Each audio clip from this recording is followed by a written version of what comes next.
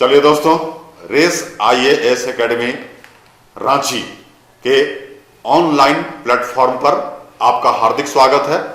आप सभी प्रतियोगिता परीक्षा की तैयारी करने वालों को हमारे YouTube चैनल पर अभिनंदन है, आपका स्वागत है। और आज से हम एक साइंस क्विज की नई श्रृंखला लेकर आपके समक्ष आ रहे हैं, क्योंकि सभी तरह के परीक्षाओं में साइंस से काफी ज्यादा प्रश्न पूछे जा रहे हैं और इन प्रश्नों का सही तरह से आप उत्तर दे सकें, इसके लिए हमारा प्रयास है कि आप तक साइंस के यानी विज्ञान के अच्छे प्रश्न पहुंचे। तो आज से हम विज्ञान का महामंथन विज्ञान प्रश्नोत्तरी कार्यक्रम शुरू कर रहे हैं और आशा है कि आपको इससे काफी अधिक लाभ मिलेगा और आप इसे अपने दोस्तों के साथ अधिक से अधिक शेयर कीजिए, लाइक कीजिए और हमारे चैनल को सब्सक्राइब करना मत भूलिए। तो चलिए देखते हैं कि आज का साइंस के पहले क्विज सेशन में क्या क्या प्रश्न आपके समक्ष उभर रहे हैं और आप इसका कितना सही तरह से उत्तर दे पा रहे हैं। तो आपके स्क्रीन पर पहला जो क्वेश्चन है वह क्वेश्चन है, निम्नलिखित में से कौन सा एक सजीव जीवों में एक नई जाति की उत्पत्ति के लिए सर्वाधिक महत्वपूर्ण घटक है। यानी जो अभी जीवों में विविधता आप देख रहे हैं, इस पृथ्वी पर करोड़ों जीव हैं और इन जीवों में कई सारी विविधताएं हैं। इन विविधताओं का कारण आखिर में क्या है, और यह एक काफी महत्वपूर्ण कंसेप्चुअल क्वेश्चन है। तो इसके जो विकल्प है उसमें आपका दिया गया है पार्थक्य, उत्परिवर्तन, प्राकृतिक वरण और लैंगिक जनन।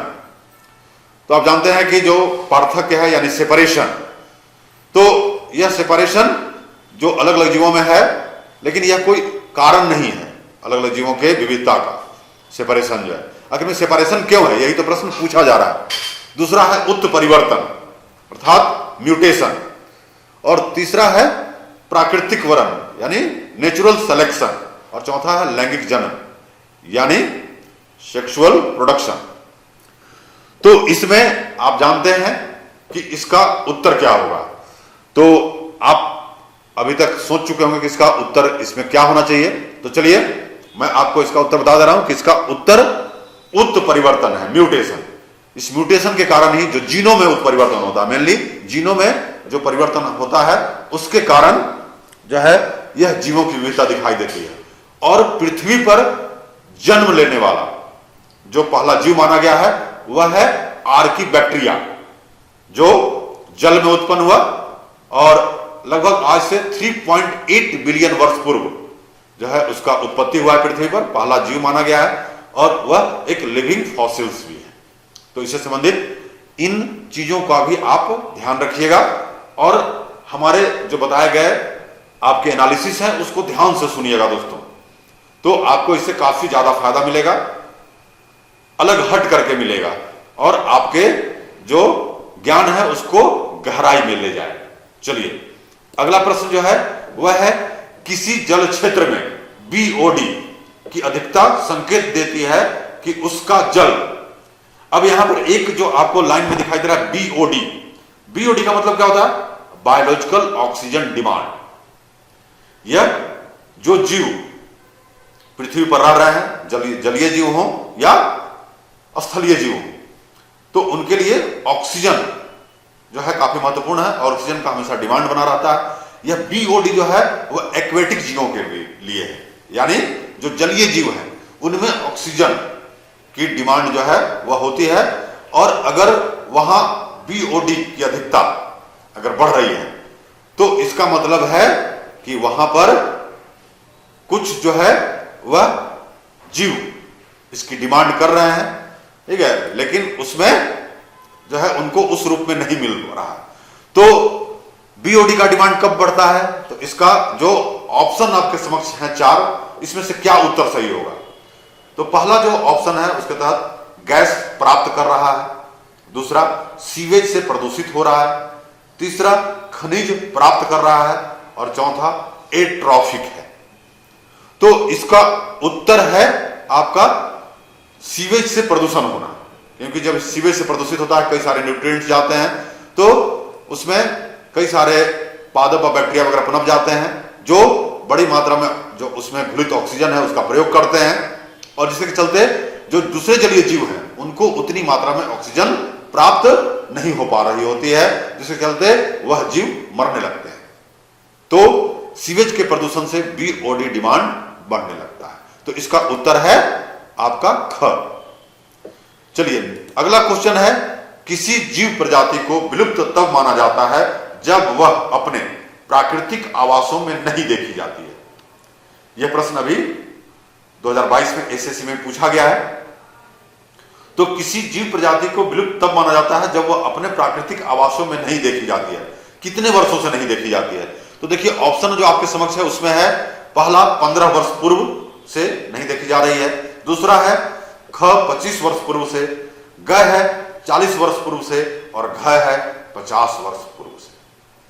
तो अब कोई भी जीव अगर अपने क्षेत्र में लगभग अपने प्राकृतिक आवास में कितने वर्षों से नहीं देखी जा रही है, तब उसको विलुप्त मान लिया जाता है। तो यह है, अगर वह लगातार 15 वर्ष पूर्व से नहीं देखी जा रही है, तब उसको मान लिया जाता है कि वह विलुप्त हो चुका है। तो इसका उत्तर है 15 वर्ष पूर्व।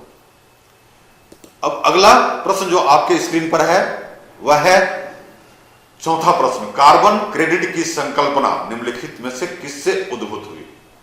अब एक तो पहले दिमाग में आपका आता है कि कार्बन क्रेडिट है क्या। तो देखिए वर्तमान में जो वैश्विक स्तर पर तापमान में बढ़ोतरी हो रही है, जो जलवायु परिवर्तन हो रहा है, उसका मेन जो कारण है, उसका जो मुख्य कारण है वह क्या है? हमारे वायुमंडल में CO2 और अन्य ऐसे कुछ जो मुख्य गैस हैं उनकी मात्रा का बढ़ना। उसमें सबसे ज्यादा रिस्पॉन्सिबल, सबसे ज्यादा उत्तरदायी कौन है? अभी कार्बन डाइऑक्साइड को माना जा रहा है। तो अब इस कार्बन क्रेडिट की संकल्पना क्यों उभरी? क्योंकि कुछ जो विकसित देश थे वह बड़े पैमाने पर कार्बन डाइऑक्साइड का उत्सर्जन कर रहे थे और इससे पूरा वैश्विक तापमान में वृद्धि हो रही थी। अब इसके चलते दूसरे अन्य देशों को भी इससे नुकसान उठाना पड़ रहा था। बाद में चल करके वैश्विक तापमान में वृद्धि को रोकने और पूरे वैश्विक पर्यावरण को सुरक्षित रखने, संरक्षित रखने के लिए कई प्रयास आरंभ किए गए हैं, कई सारे बैठकें की जा रही हैं, कई संगठन बनाए गए हैं।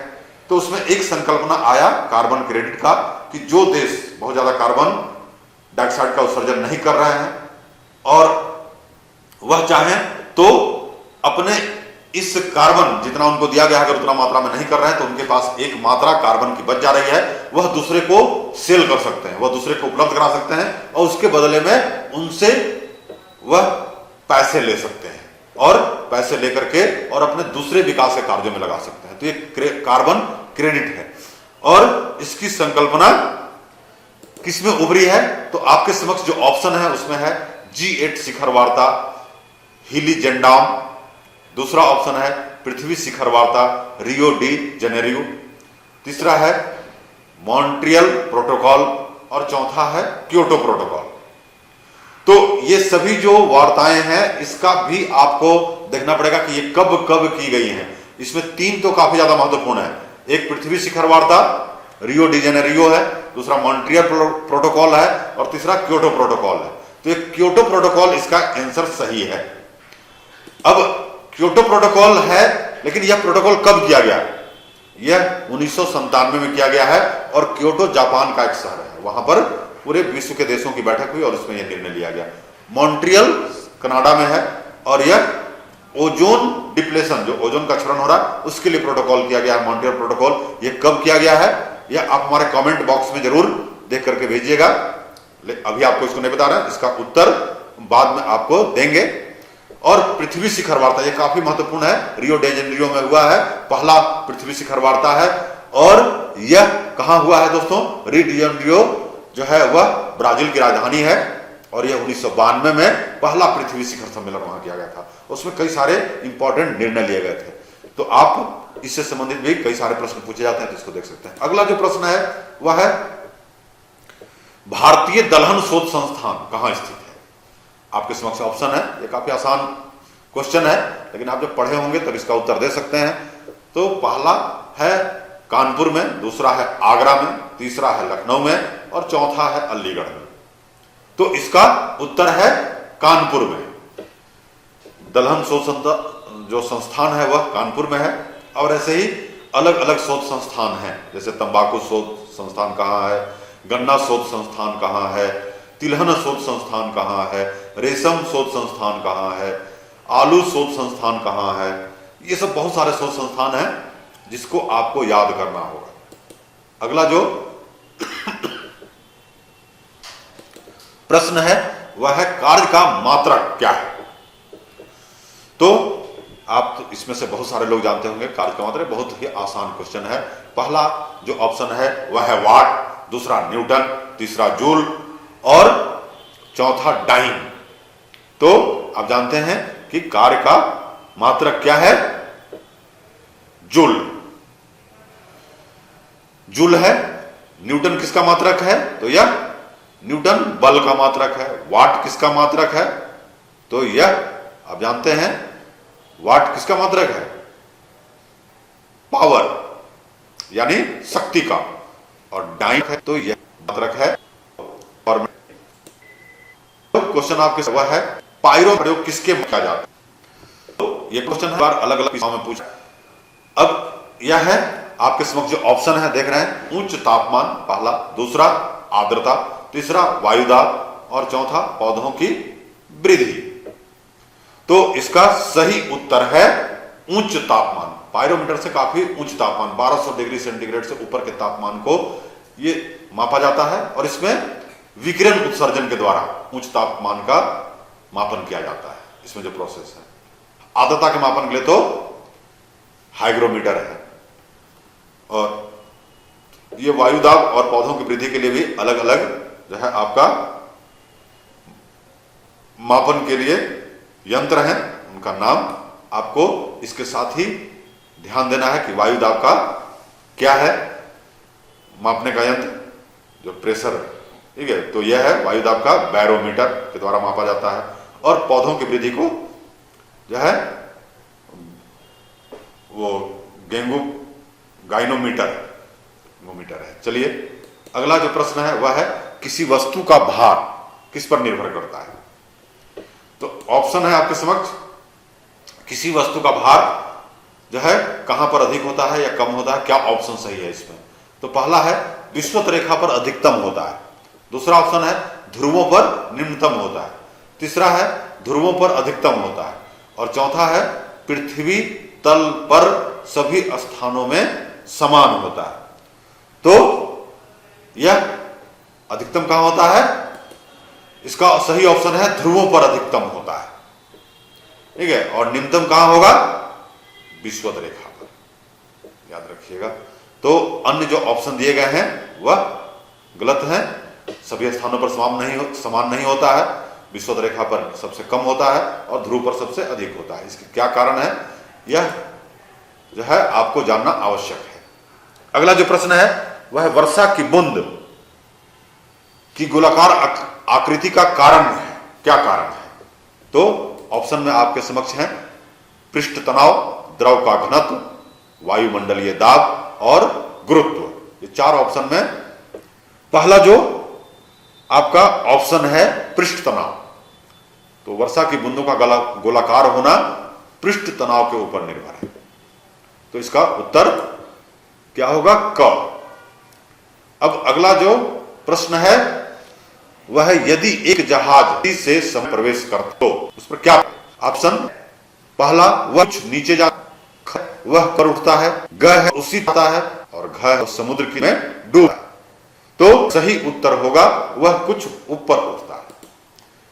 तो ऊपर उठने का कारण क्या है कि नदी में जो पानी है उसका घनत्व, चूंकि वह साफ पानी होता है उसका घनत्व कम होता है। तो घनत्व कम होने के कारण जो जहाज है उसकी तली कुछ ज्यादा डूबी रहती है। जब वह नदी से समुद्र में जाता है तो समुद्र में आप जानते हैं कि बहुत सारे जो है उसमें लवण घुले हुए होते हैं और इसलिए वह बहुत सारे लवणों के घुलने के कारण खारा होता है और वह पीने योग्य नहीं होता है। तो खारा होने के कारण, उसका घनत्व अधिक होने के कारण जब वह नदी से जहाज समुद्र में जाता है तो उसका तली ऊपर उठ जाता है। तो इसमें उत्तर होगा ख, वह ऊपर उठ जाता है। तो आज का यह 10 महत्वपूर्ण प्रश्न विज्ञान का आपके समक्ष दिया गया है। आशा है कि आप इससे काफी लाभान्वित होंगे और आप अपने तैयारी का आकलन सही तरह से कर पाएंगे। तो आज के लिए यहीं यह प्रोग्राम समाप्त होता है। आप हमारे इस चैनल को अधिक से अधिक लाइक कीजिए, शेयर कीजिए, सब्सक्राइब कीजिए और अब अगले दिन नए प्रश्नों के साथ आपके समक्ष पुनः उपस्थित होंगे। आज के लिए इतना ही। जय हिंद।